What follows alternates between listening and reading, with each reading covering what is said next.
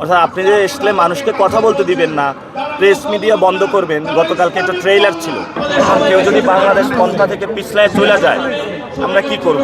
তাহলে তারেক রহমান যদি নব্য আওয়ামী লীগের পাহারাদার হন, ইন্ডিয়া যে আইসিসি অংশগ্রহণ করতেছে বা সেখানে ডমিনেট করতেছে, এটা তারা পলিটিক্যাল সফট পাওয়ার হিসেবে ব্যবহার করে। ইন্ডিয়া তো একটা ফ্যাসিস্ট রাষ্ট্র, তাদের ফ্যাসিস্ট কাঠামো। পুলিশের মধ্যে তো অনেক বড় একটা অংশ রয়েছে হাসিনার, এবং সেটার পাহারাদার হচ্ছে নব্য পাহারাদার একটি দল। এখন মানুষের ভয়ে ইমব্যালেন্সড হয়ে সাংবাদিকদেরকে পিটাচ্ছে। সাংবাদিকদের দোষ কি? চেয়েছিলাম সবাই একসাথে ঐক্যবদ্ধ থাকবে। এখন কেউ যদি বাংলাদেশ পন্থা থেকে পিছলায় চলে যায়, আমরা কি করব? আপনি দেখেছেন যে যারা সংস্কার প্রক্রিয়া তারা মানে নাই। যদি আমরা যারা সংস্কার প্রক্রিয়া মানবে, তারা চাঁদাবাজি সন্ত্রাসী করেছিল, তারেক রহমান বলেছিলেন এগুলো এসে ঠিক করবে, উনি তো তাদেরকে এসে নমিনেশন দিলেন। তাহলে তারেক রহমান যদি নব্য আওয়ামী লীগের পাহারাদার হন, সন্ত্রাস চাঁদাবাজ দুর্নীতির পাহারাদার হন, এবং তিনি ভারতীয় এস্টাবলিশমেন্টের বাংলাদেশে পাহারাদার হন, সেই তারেক রহমানের সাথে কোনো আমরা বসাও নাই, আলোচনার সুযোগও নাই আমাদের। এটা হলো দেখেন, আগে আমাদের সার্ক ছিল, সার্কে তারা কি করছে? সার্ক অ্যাক্টিভ হতে পারে নাই। আমাদের ইকোনমিকভাবে পুরো দক্ষিণ এশিয়া নিগৃহীত হয়েছে আমরা। এখন খেলা দেখেন, খেলা কিন্তু অনেকে বলে অ্যাপলিটিক্যাল, আমি খেলাকে অ্যাপলিটিক্যাল মনে করি না। খেলা ইটসেলফ অ্যাপলিটিক্যাল আমার কাছে মনে হয়।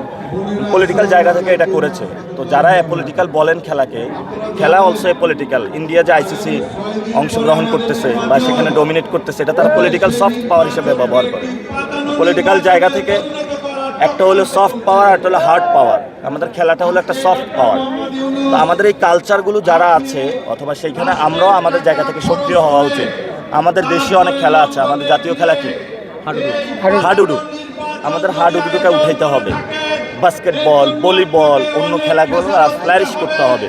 শুধু একটা ডোমিনেন্স আমাদের পড়ে থাকলে হবে না, আমাদের অন্য খেলাতেও নজর দিতে হবে। সব টাকা শুধু ক্রিকেটে ইনভেস্ট করলে হবে না। হাডুডু জাতীয় খেলা, মেয়েদের আর্চারি খেলা এবং বক্সিং খেলা, এগুলোতে আমাদের ইনভেস্ট করতে হবে। ডাইভার্সিফিকেশন, ইনশাল্লাহ আমরা আসলে ডাইভার্সিফিকেশন ইনভেস্টমেন্ট করবো খেলাতে, যাতে সকল খেলা উঠে আসতে পারে। আর ইন্ডিয়া যেটা করলো, ইন্ডিয়া তো একটা ফ্যাসিস্ট রাষ্ট্র, তাদের ফ্যাসিস্ট কাঠামো। তারা কখনো মুসলমানদেরকেও ভালো রাখতে পারবে না, এমনি সাধারণ মানুষকেও ভালো রাখতে পারে না, এবং বিশ্ব মঞ্চে তারা কোথাও জায়গা পাবে না এই ধরনের অসভ্য চরিত্র নিয়ে। আমরা মনে করি তারা একটা সিভিলাইজড কান্ট্রি হবে। ইন্ডিয়াতে অনেক মানুষ আছেন ভালো, তাদের সাথে আমাদের সাথে সম্প্রীতি রয়েছে, যোগাযোগ রয়েছে। তাদের যে এস্টাবলিশমেন্ট, এটা ঠিক না, এবং এটারই এক্সটেনশন ছিল শেখ হাসিনারটা। তো এই এক্সটেনশন যদি আমাদের আবার তারেক রহমান ধরেন এবং এগুলোর মধ্যেই থাকেন, তাহলে তো প্রবলেম। এই এক্সটেনশন আমরা বিদায় করলে ইনশাল্লাহ ভবিষ্যতে বিশ্বকাপ বাংলাদেশে অনুষ্ঠিত হবে, যেখানে সবাই আইসা নিরাপদে খেলতে পারবে। আমরা তখন ইন্ডিয়াকেও খেলতে দিব। আমরা তো ছোট লোক না, আমরা বড় লোক না। পুলিশের মধ্যে তো অনেক বড় একটা অংশ রয়েছে হাসিনার, এবং সেটার পাহারাদার হচ্ছে নব্য পাহারাদার একটি দল। সরকারি প্রশাসনের মধ্যে আমরা শুনতে পাচ্ছি 2 ভাগ হয়ে গিয়েছে, প্রশাসন 2 ভাগ হয়ে গিয়েছে। অর্থাৎ ক্ষমতায় আসার আগে একদল সোপর্দ করছে, সিজদা দিচ্ছে। ইউনূস স্যার লন্ডনে গেল না, সেখানে আত্মসমর্পণ করলো না। সেই জায়গাটা থেকে দেখবেন 12 তারিখে খেলা পরিবর্তন হয়ে যাবে। তারপরে ঘুরে ফিরে দেখবে যে উল্টা জায়গায় হলো গিয়েছে।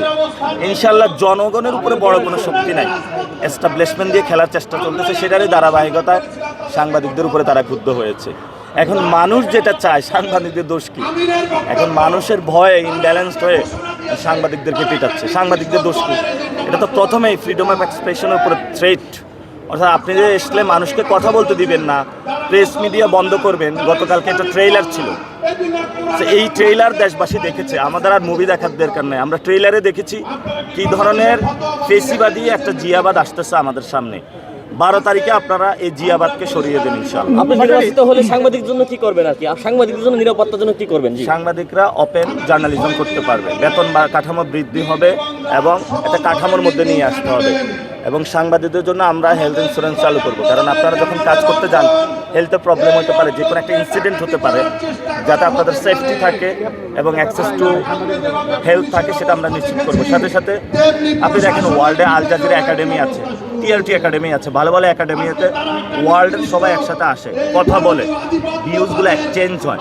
আমরা সাংবাদিকদের জন্য যে প্রতিষ্ঠানগুলো আছে সেগুলো শক্তিশালী করব, এবং পুরো ওয়ার্ল্ডের সাথে কানেক্টিভিটি করে আমরা নতুন দিগন্ত উন্মোচন করব, যাতে এখানের যে ভিউজগুলো আছে তাদের সাথে আপনারা এক্সচেঞ্জ করতে পারেন। তাদের ভিউজগুলো আমরা নিব, যেটা আমাদের জন্য সুইটেবল, উইল ইমপ্লিমেন্টেড।